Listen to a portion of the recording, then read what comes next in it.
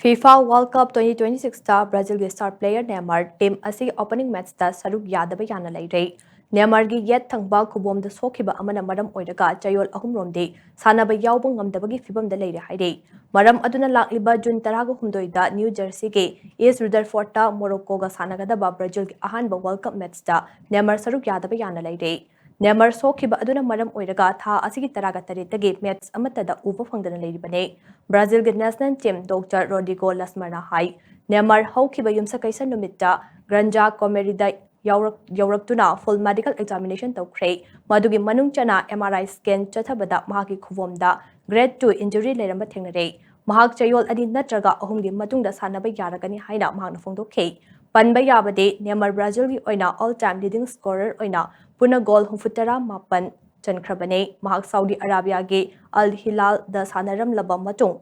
Mamangi chahida mahangna angang oiringaidigi sanarakiba club Santos da join tawkrabane masagi chahi kuntra kamari suraba Neymar na kumja lisingani taraga nipan amade lisingani kunithoi da World Cup ahumlak saruk yarakpa asida puna goal nipan chanba ngamkrabane handaki World Cup asida Brazil Group C da Morocco, Haiti amade Scotland ga punna tare